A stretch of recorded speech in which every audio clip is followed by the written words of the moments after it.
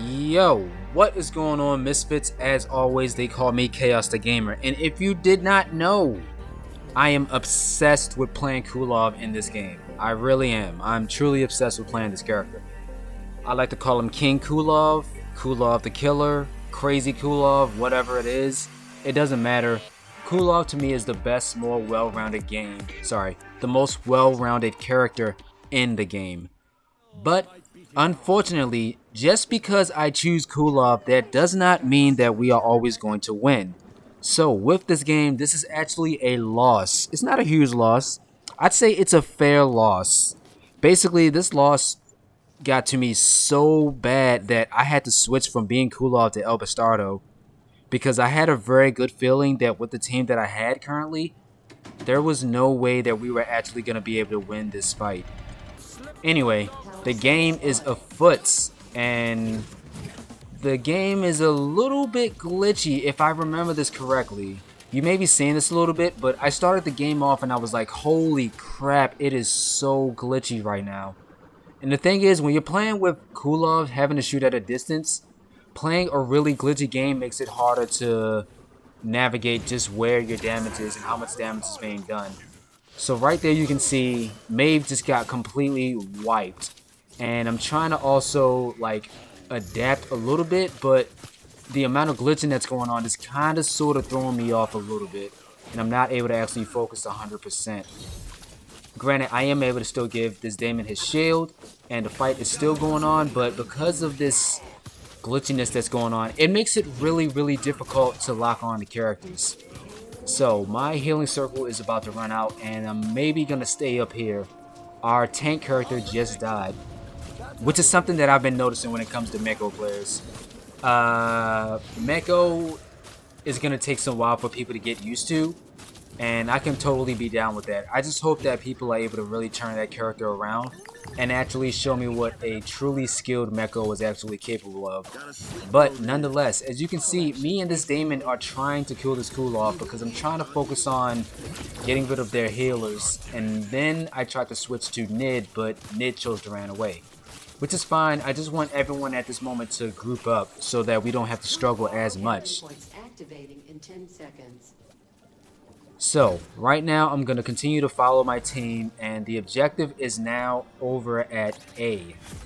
If you've heard me talk about this A objective before, this A objective is...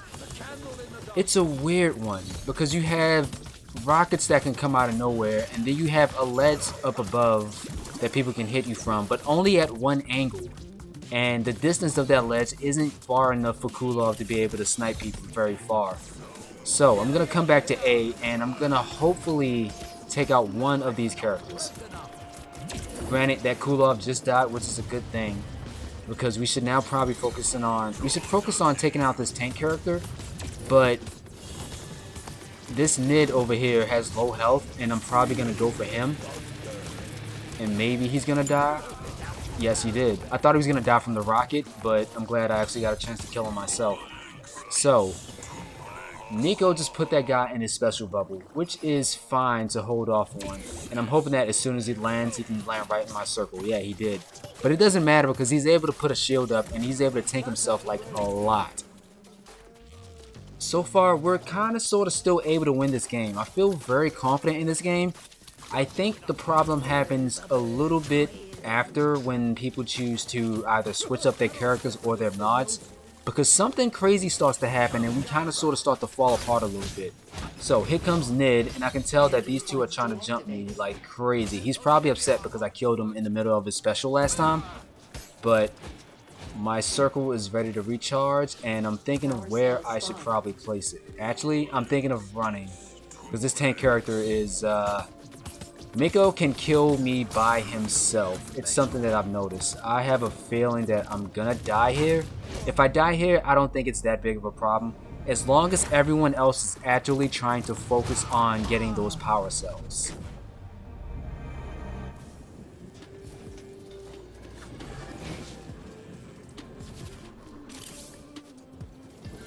So, I am spawning back in, and right now, the first thing I notice is that Maeve is getting her tail whipped.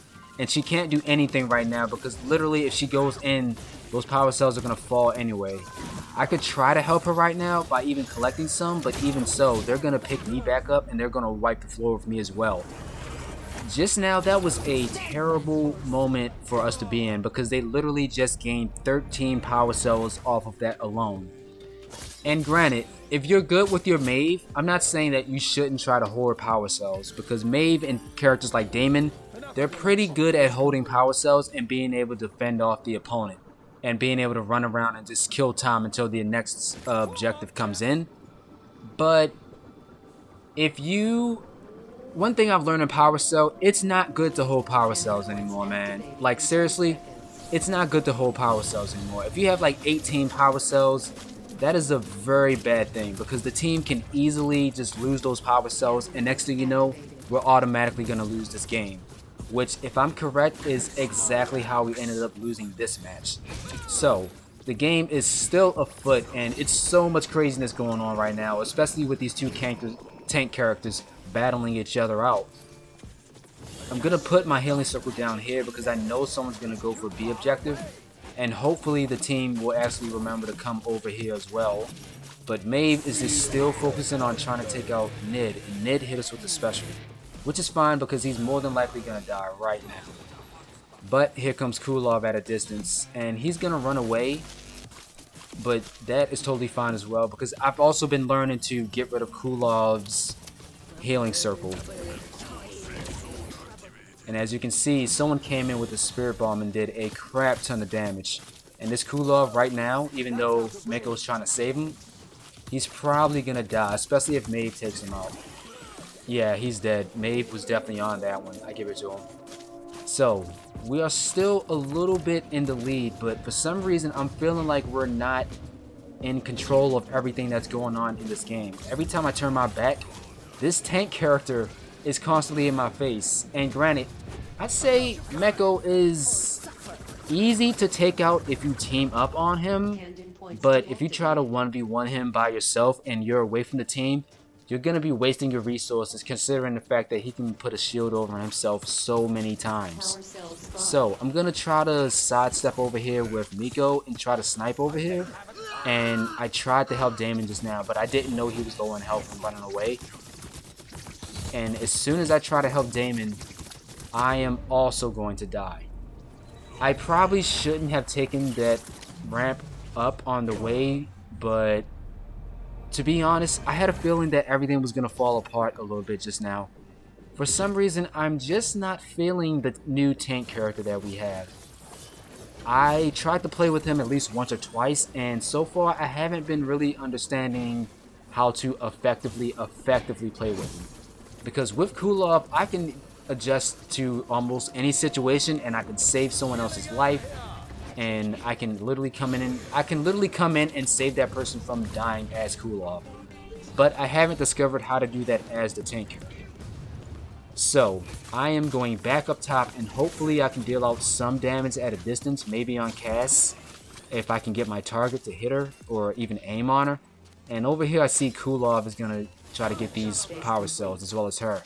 I accidentally fell down here just now. And if I'm correct, I accidentally walked into a wall too. Yeah, this was a bad situation. I got completely wrecked in that situation, and there was nothing that I can actually do about that. I did not mean to fall off of that ledge, and I did not mean to walk into that corner. But to each his own, everything is a learning progress. So, I'm gonna come back in, and one thing that you've probably noticed is that I haven't been able to bamboozle at all. And the reason why is because I haven't felt like there has been a very good opportunity to bamboozle. And what I mean by that is, granted, I usually do it on maps that have, like ledges as well as electric fences or whatever. I can do it on this map and have someone walk into a missile, but it would be a little bit of a waste considering that it's only a damage buff for a little bit. And I got completely wiped there because these guys are starting to pick us off one by one easily without having to worry so much, and they're starting to team up on me a lot. And right now, as you can see, I am starting to debate whether this is the best option for my team. And I'm literally going to switch to El Bastardo because I feel like I'm getting meleeed way too much. And even though I had a full bamboozle, I said screw it because I'm not trying to actually get manhandled that often. So again, I'm going to try to come over here at B. And I can see that this guy's getting jumped. Damon's getting so jumped, it's not bad. Even though he took out that cast, I'm going to try to help him focus on this mid. Even though he just hit me with his special. Damon, more than likely, is going to die right here. And Nid has about 1 or 2 power cells that I can probably suck off of. Granted, their team is still holding on to 13. I'm not sure who has that 13 right now, but with their team having 13, we are literally in the position of losing. And that's just the way it is. So Nid has 11, and that's probably why I was focusing so hard on trying to hit this guy. But the way everything's going right now, I have a tank character who just kind of pulled me out of that situation. I would say that is the best thing about Meko. I would say that's the best thing about the new tank character. But so far, other than that, a tank character that can kind of sort of heal, which is, again, I'm wondering about the decisions that the team is actually going about when they make these characters. That tank character so far has not been, I wouldn't say like super useful, but it hasn't been like crazy useful compared to Zero, who just completely healed me just now. As you see, when it comes to this game, I like to get a full heal, not necessarily any buffs or anything like that if I'm playing as El Bastardo, but so far I've been trying to actually team up and actually understand the synergy that's required for that new tank character Meko. Alright, so the game is about to be done completely, and I can tell because they have 20 power cells. Even if we were to completely wipe them, I would have a feeling that they would come right back and they would instantly just kill us. So Zero is about to die because of cast. I already saw that coming, and I'm in a position of getting surrounded by these guys instantly. This tank character is going to come and try to attack me, but right now I decided to say, you know what, screw it. I'm with El Bastardo. I'm going to see how much damage I can do against this guy in a matter of swings that I have. And holy crap, it took way too long to even get close to knocking off that guy's shield and doing some damage. So as you can see, we lost. And I'd say the reason is because maybe it was earlier when that Maeve decided to hold on to 13 power cells. And if you would know, holding on to power cells in this game isn't the best idea because, like I said before, you can easily lose those power cells and automatically the team is at a disadvantage because you chose to hold on to a high number, and now that we lost that high number, it's going to take a while for us to try to snowball back up that hill and try to make our way to that victory. But guys, as I said before, this was just a simple commentary on what not to do in Bleeding Edge, and I think today's lesson is we should stop holding on to power cells so much. And even though you can probably get that protection when you're holding on to like 12 or 18 power cells, you never know when someone can just easily switch that on you and you immediately lose those power cells.